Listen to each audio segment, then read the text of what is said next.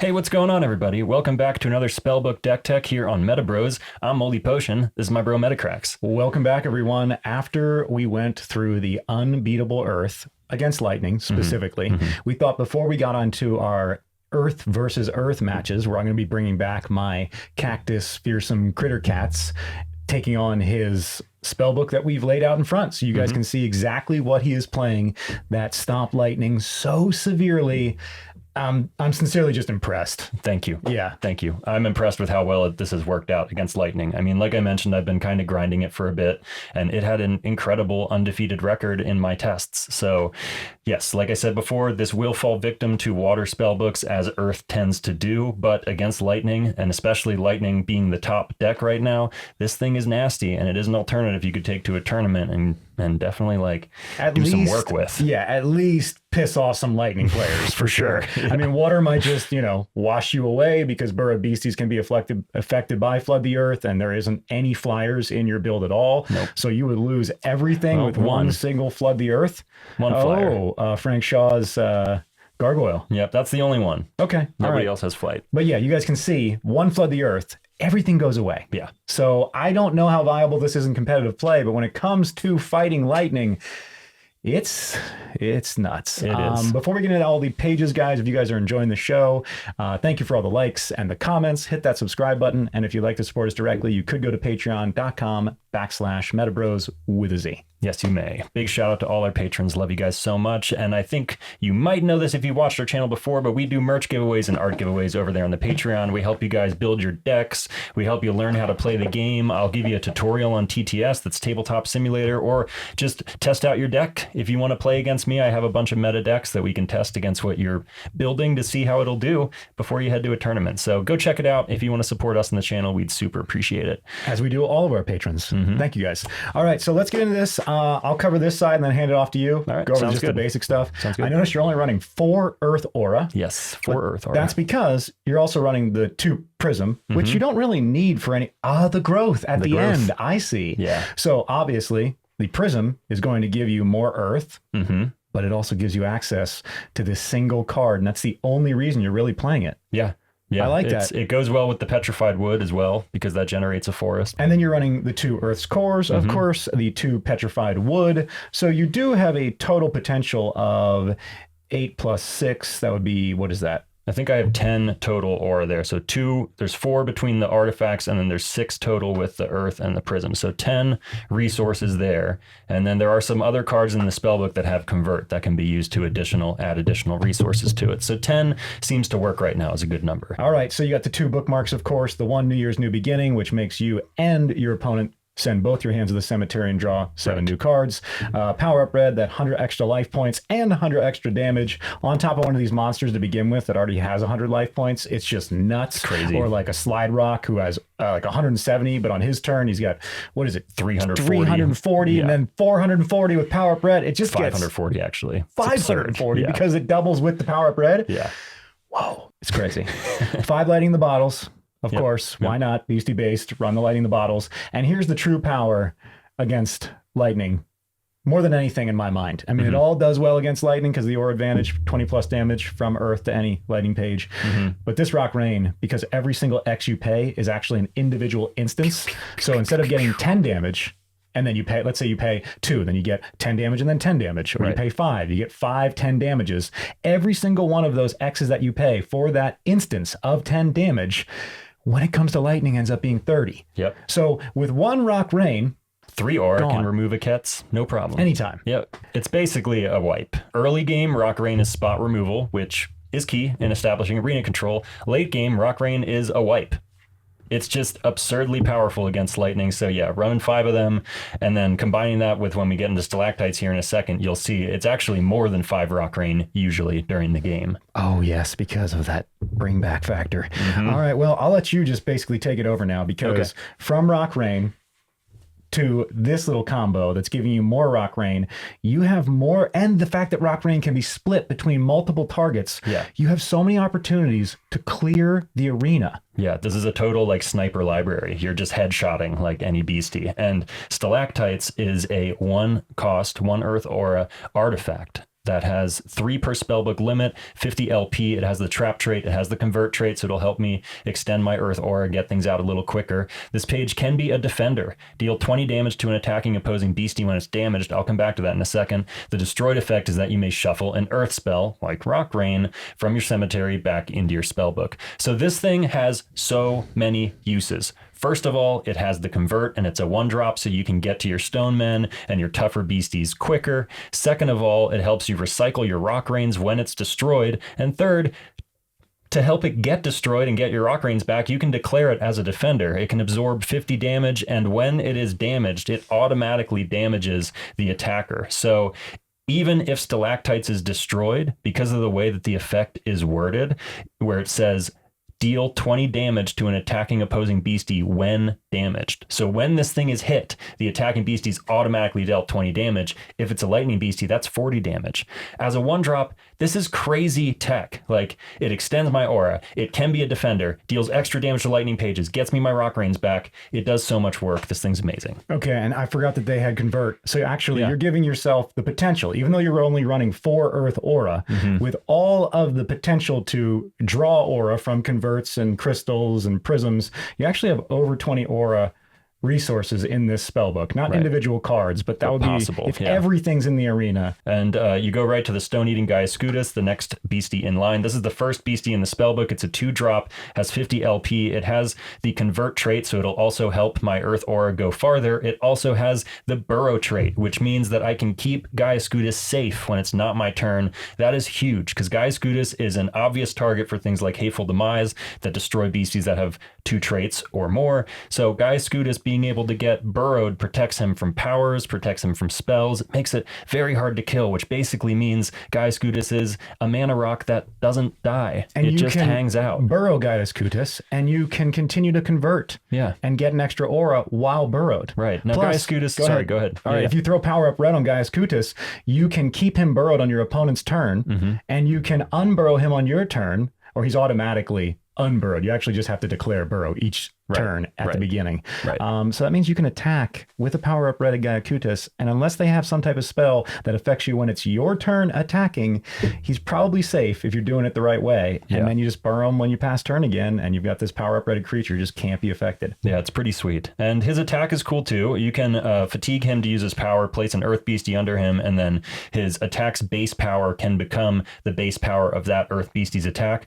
At first, a lot of people, I think, got excited looking for some crazy combo with Gyascutas attack, but I think it's really just a bonus. He's a mana rock, he has burrow, he doesn't die, and then if for some reason, like my Grafton Monster or my Slide Rock is in the limbo, I can pull them out, and Stone-Eating Gyascutas can get a bigger base attack. He will not get their attack effects, but he just gets the base damage. Yeah, you did that with Slide Rock, and all of a sudden Gyascutas was hitting for 60 damage and going back and burrowing. Yeah, it's great. Burrow can be affected, though, by potions. And that's and also page affects text box. Yes, page effects, like Wood Devil, who allots damage. Or if I was attacking with my own Mud Burrow, I could allot that 10 damage to a burrow beastie. Right. Correct. And you can hit them with traits too. You could fear a Gyascutas out of its burrow back to the opponent's chapter. Oh, okay. Yep. So there are options, but they're just no spells. They're no just attacks. troublesome. They're just troublesome to defeat, and they just help extend the Earth Aura to get you to these stronger beasties. The first of which is Murphysboro Mud Monster. This is such a good 3-drop. You can have 4 per spellbook. We're playing all 4.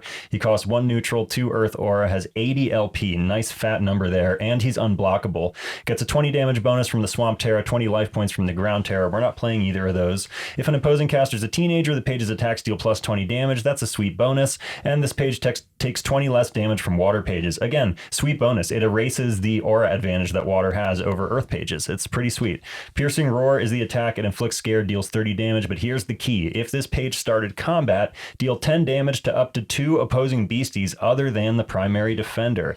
That's crazy, guys, because again, against a lightning deck, that's not 10 damage, that's 30 damage. So you can blow up a ball lightning, you could blow up their hornet, 2 of their hornets in one attack, or you could even, with a couple mud monster attacks, blow up a Ketz, which you will have seen happen if you watched our previous games. These dudes are another reason I call it kind of a sniper deck. They just let you headshot and pick off specific beasties because of their attack effects. So when it says 2 opposing, you can't send both of his a lot of damage to the same beastie, can you? No, you it has to be two choose different targets. All right, and if you only have one, then you can only allot one to that. Right, correct. All right, you don't have to allot it to one of your own beasties. Nope, it's only opposing. But if one of your beasties was asleep, it's only opposing. Yep.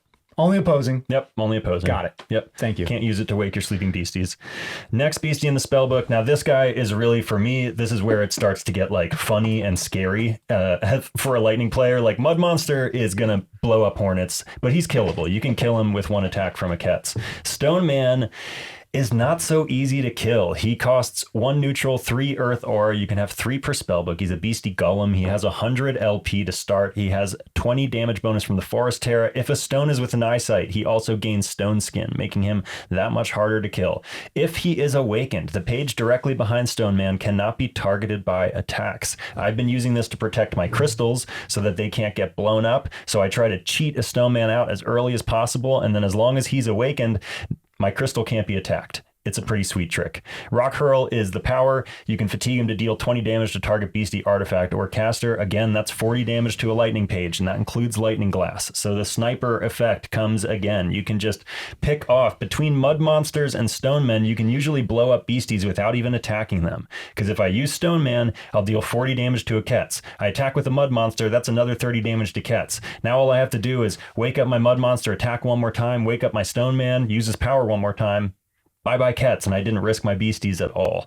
It's really crazy. And he's hitting flyers out of the air, which he can't attack because he doesn't have the flyer in the Stone Man or the Mud Burrow, but that a lot of damage, you can send it right up. It's also really fun to put a Stone Man in front of your crystal and then put a Stone Man in front of your Stone Man.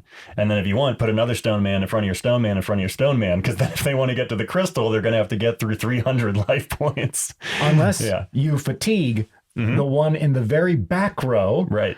Then you can go right into the crystal. But that's true. Yeah, you were protecting, I think it was a Grafton with 2 Stone Men in the last game. Yeah, I was, because Grafton has to be the target of all legal attacks. But if the Stone Man's in front of him awakened, Grafton cannot be targeted because he's not a legal target for attacks.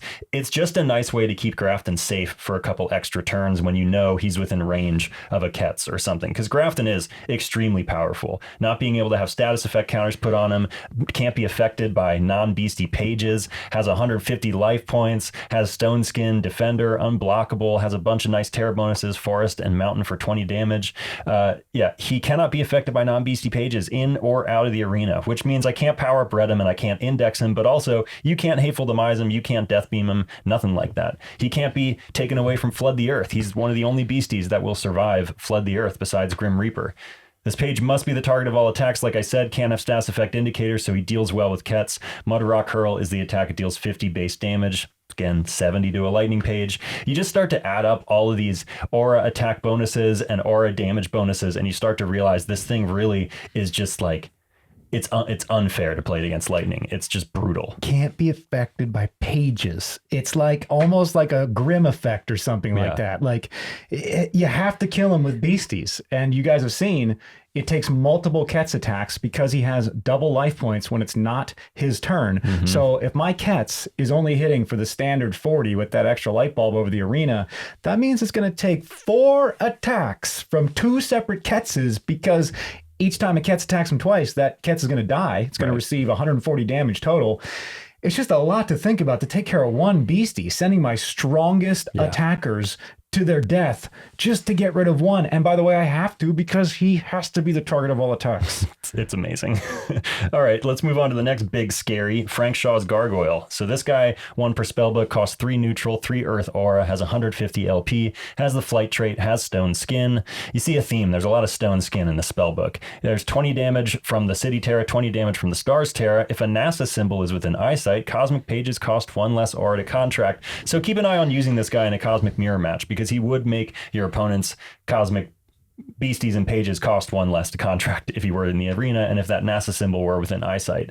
This page also, much like Grafton, cannot have status effect indicators, so he is immune to paralyze, which is amazing. He also can't be put to sleep. He can't be Frogman. Frogman has 0 effect on Frank Shaw's Gargoyle.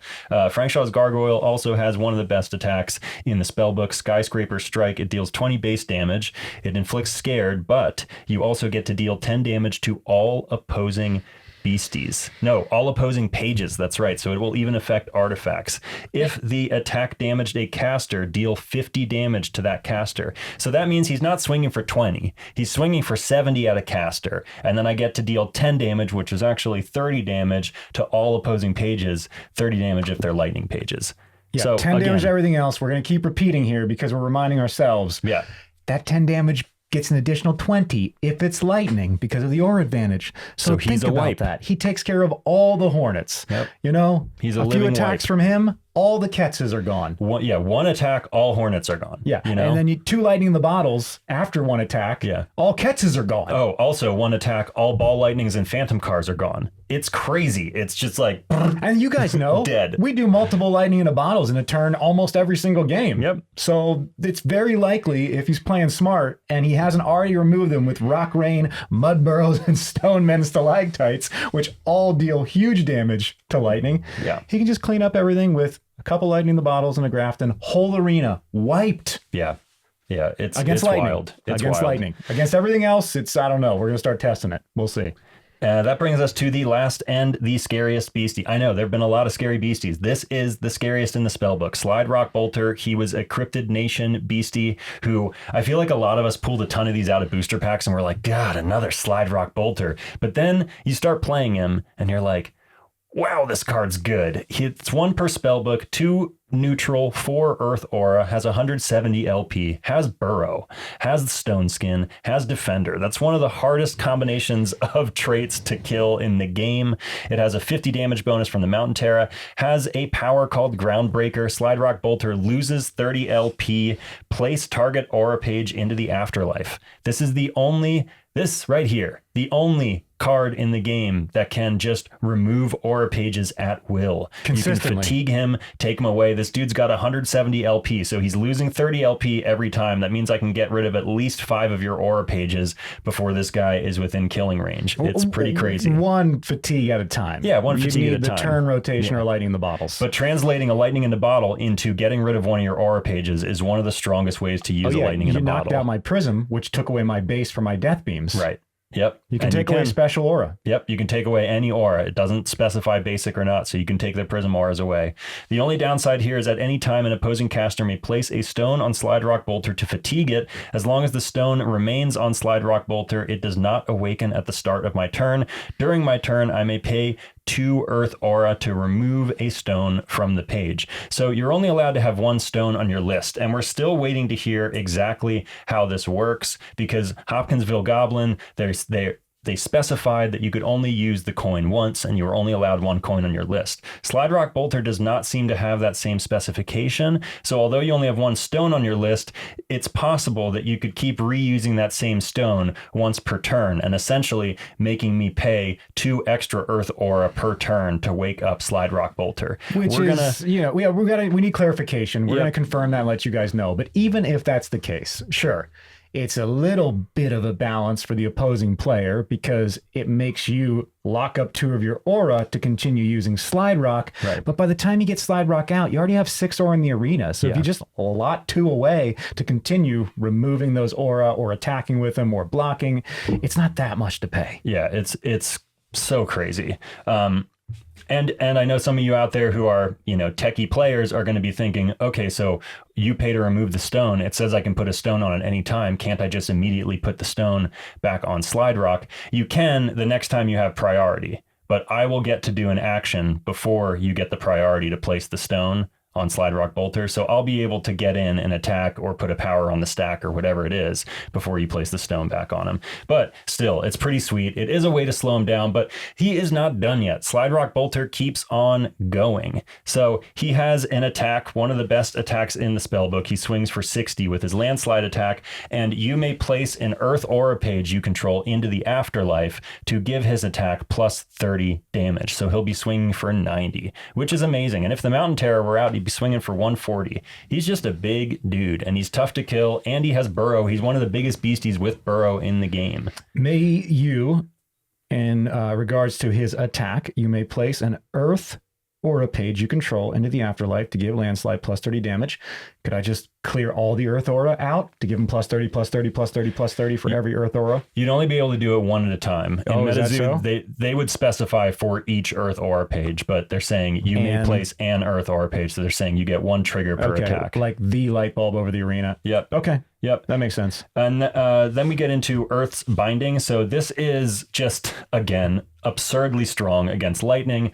You can have 4 per spellbook. We're just playing 1. It has 4 Earth Aura. I have another in the side deck, but we'll get into that. I'm still working on the side deck. Fatigue each opposing beastie and have them gain burrow. They lose first strike and they lose flight until the end of this turn. All opposing beasties are dealt 10 damage. Bye-bye, Hornets. Until the end of this turn, add 10 damage to all damage done by Earth pages. This effect can stack. So Earth's Binding not only will pop all the Hornets in the arena, ground all the Ketzes, but it will also increase the damage that your Earth pages do to those pages. So if I Rock Rained after an Earth's Binding, each aura I spent on the Rock Rain would deal 20 total? Yeah, it would deal 40 total to a lightning page. Right. But yeah, it's such a nice card. It's a 4-drop wipe that will just kill any Hornet tokens, flyers in the arena. It's beautiful. I also noticed that you're only running 1, although you can run a total of 4, but I'm guessing that's because of these Stalagtites, which give you the option, if you really need to go grab that and shuffle it back into your spellbook upon their destruction. And in the games that we've played, and in a lot of the test games I've played, you don't even make it to Earth's Binding. You don't even need it, because Rock Rain, Mud Monster, and Stone Man do so much work that they can't survive the machine gun barrage of rocks that are being hurled at them. I couldn't. It's crazy. Okay, last card in the spellbook, Growth. You guys know it. You love it. It's one of the best green earth or forest spells in the game. Costs 2 forest aura. If there's a plant within arm's reach of the arena, bookmark 5 pages from the top of your spellbook. I just couldn't say no to it. We have Petrified Wood, which gives you a forest and an earth aura, and I've got the Prism Auras now helping me, so a 2-drop forest spell is not far without of my reach, and being able to get 5 cards deeper into this deadly spellbook is really nice and can give you a huge advantage. So that's the spellbook, guys.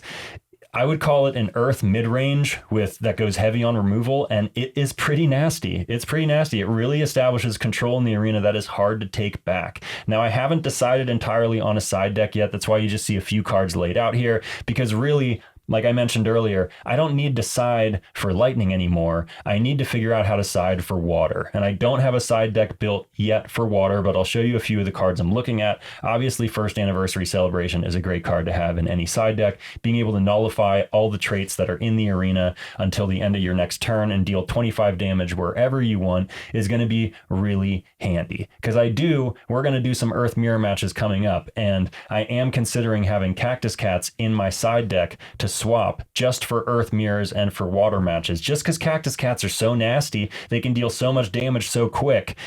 Swap out some of these Rock Rains for some Cactus Cats or something like that. We'll see. Jeering Rocks, I think, is one of the best Earth spells. It came out in Wilderness. It's a 1-drop, awaken target opposing beastie. That beastie must declare an attack against an Earth beastie you control of your choice. Amazing. So I could force your Kets to attack into my Frank Shaws or my Grafton or my Slide Rock or whatever. You can force people to attack with beasties they do not want to attack with, and you can take those things away from them. One of my favorite decks to use Jeering Rocks against is Napa Rebobs, just because watching that monkey fly into a stone wall and drop to the ground is really rewarding. So that's one option. And then I'm looking at Snollygaster pretty serious too. Snollygaster is a beastie fearsome critter. He's the big 7-drop from the Wilderness set. He has 135 LP. He gets a 40 damage bonus from the Swamp Terra, and he has Burrow if Swamp is active. That's a huge beastie to give Burrow to. But really why I'm after him is that this beastie's attacks automatically destroy water beasties with 3 or less aura cost. That means it's an auto kill on Wallowa Lake Crustacean. Need I say more? Well, and Frogmen, but really Wallowa is the thing that just sticks and you have to deal with. So the fact that it's just insta destroyed. Super cool. Yeah, and when the attack damages a caster, you deal 100 damage to that caster. So he's a big swinger, and he takes care of crabs. I would definitely side him in against water. But that's it, guys. I will get you a full side deck list when I have one built. Like I said, I'm just still constructing it. We're going to do some tests against water and watch this thing get washed away. Oh, I'm looking forward to it. I am absolutely playing water after we do our Earth matches just for fun, so we can see that take place. I mean, I don't know.